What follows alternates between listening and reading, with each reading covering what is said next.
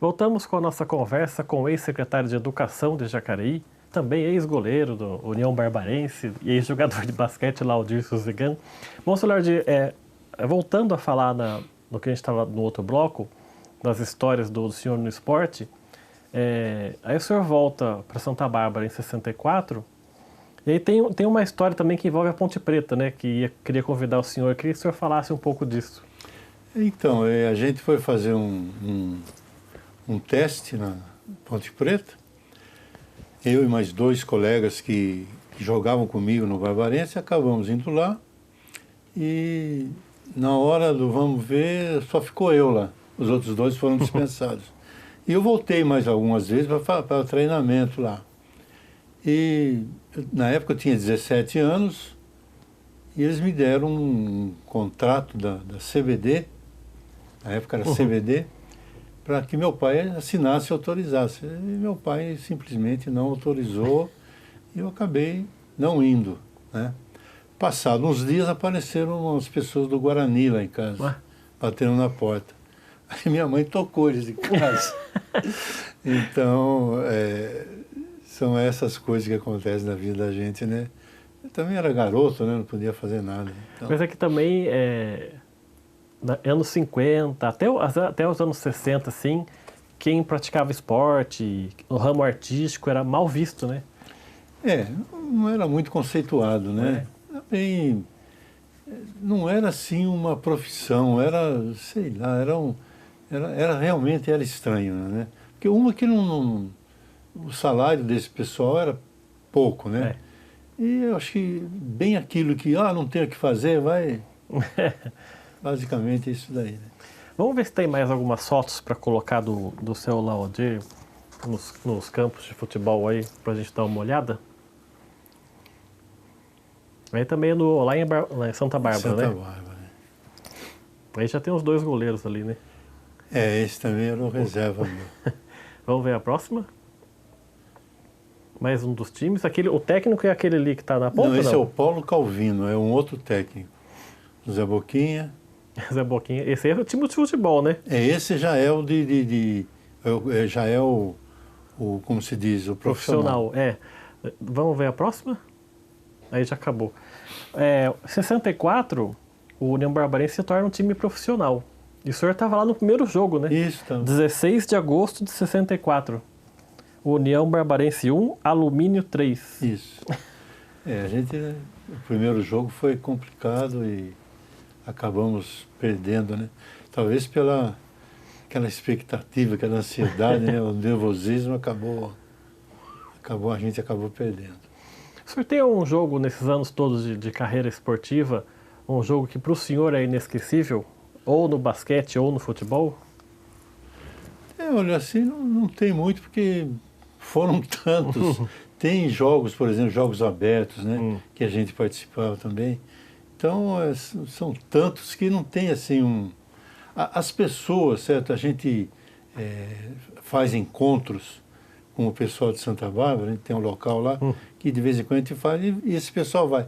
Esse pessoal relembra, você lembra, tá? Eu fico assim meio... o pessoal que tem mais lembrança, né? Talvez pela atividade que a gente faz, separou um pouquinho, né? A gente não tem assim tanta lembrança.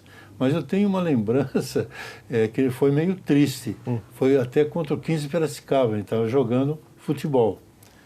E num lance lá, o jogador do 15, ao invés de chutar a bola, chutou a minha cabeça. Nossa. E eu fui acordar no hospital. Isso aí. A gente falou no outro bloco do The Sword, né, que foi campeão do mundo, o senhor jogou um jogo contra ele. Eu estava pesquisando sobre o futebol, né, que o senhor jogou lá em Santa Bárbara. Teve um jogo em 62 festivo em homenagem ao Friedenreich, não teve? Isso eu não me lembro. Eu estava vendo isso no livro, um jogo que o senhor jogou como titular. E o Friedenreich não jogou, mas ele estava lá e foi homenageado. Porque o Friedenreich foi antes do Pelé, ele era o grande ídolo do futebol, realmente. Né? Ele jogava no São Paulo. Jogava no São Paulo. Mas eu não me lembro desse detalhe, não, tá vendo? E aí, em 64, o senhor encerra a carreira? como jogador? Em 64 eu encerro, porque em 66 eu venho, em 65 eu já estava já jogava em um outro time, né, que também era profissional, mas numa passagem assim, meio rápida. Mas em 66 eu vim para São Paulo para fazer a faculdade, né, e daí para frente a vida mudou completamente. Foi fazer educação física, né? Eu fiz na USP, educação física, e com a intenção na época, de vir para São Paulo para tentar alguma equipe também, né, de profissional. Mas a faculdade era tempo integral, não tinha tempo de treino, né, então acabei desistindo, né? Desistindo de profissionalizar. Mas jogava na faculdade, a gente participava, na época tinha a Federação Universitária Paulista de Esportes, que tinha campeonato de tudo, e eu queria participar de tudo, né? Eu joguei futebol na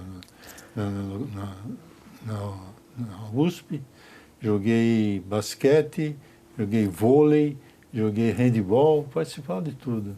Então, o meu negócio era jogo coletivo, né?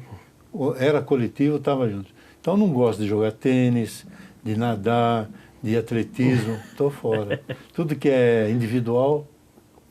E o senhor depois não passado alguns anos aí, anos 70, anos 80, não ficou frustrado por não ter continuado uma carreira profissional, por exemplo, no União Barbarense? Não, porque eu acho que depois eu me casei também, e aí dali para frente tinha compromisso de família, esse negócio todo. Não me frustrei, não. Eu me enveredei para um lugar que eu gostava de dar aula, né, de educação física, e basicamente eu fiz o que eu gostei, né. E o senhor veio aqui para o Vale do Paraíba, para São José, quando? Então, aí quando eu me casei, eu estava no Senai, comecei a trabalhar no Senai, lá no Brás, né, era a maior escola do Senai na época. E eu trabalhei lá durante, acho que 1 ano e meio, e fui convidado para ser supervisor de educação física, porque na época o Senai ele tinha supervisores de todas as matérias, menos de educação física, porque eles não davam tanta importância. E eu entrei lá e acabei dando importância para aquilo. Então me convidaram para supervisor, eu supervisionava o estado todo. E naquela época a educação física no Senai não tinha assim um programa, né? Então eu elaborei um programa, fiz um treinamento com os professores. Então dali para frente a coisa andou. Chegou um ponto que eu já falei, estou aqui mas não estou conseguindo mais nada, criar mais nada, né? Foi quando um cunhado meu convidou para vir para Jacareí, que meu sogro tinha uma indústria metalúrgica aqui, e eu acabei vindo para cá trabalhando com vendas. Abastecimento e vendas de matéria-prima. Então, foi isso que eu vim para lá. E como é que foi a adaptação, tanto na cidade nova quanto no emprego novo? Então, eu vim para cá, comprei um apartamento aqui, que eu moro até hoje. Que ano foi isso, mais ou menos? 75. Ah, tá fazendo 50 anos daqui a pouco, né? Isso, é. Então, até hoje eu moro, já mudei para São José, mas estou voltando aqui para Jacareí. Mas, então, eu vim para cá para trabalhar nessa metalúrgica e trabalhei 4 anos, acabei voltando para o Senai, em São José dos Campos. A escola estava ampliando, né? Aí eu voltei como professor lá. E trabalhei mais uns 10 anos como professor, e aí eu passei para a área de treinamento. O que é o treinamento? Era atender as empresas da cidade, da região, na área de treinamento. Não que eu entendesse de eletricidade, mecânica, mas ia lá, montava, estruturava, junto com o técnico da área para treinar os funcionários das empresas. E foi aí até o fim, em São José. Aí inauguraram a escola aqui em Jacareí, né? Aí eu vim para cá e acabei me aposentando. Em 75, quando o senhor chega em Jacareí, o senhor tem recordações de como era a cidade quando o senhor chegou aqui? Era tranquila, cara. Eu me lembro que de manhã, a gente acordava de manhã, tinha aquela neblina, coisa que não existe mais aqui. E algumas coisas que já não existem mais, né? algumas casas de comércio que fecharam, outras sumiram simplesmente. Hoje você passa em frente e fala, mas pô, aqui era isso, aquilo, hoje é outra coisa. Mas isso é normal, né? Essa evolução é normal. Que bairro que era que o senhor veio morar aqui? Quando eu vim aqui, rapaz, como é que chama aquele bairro? Da entrada de Jacareí, ali do...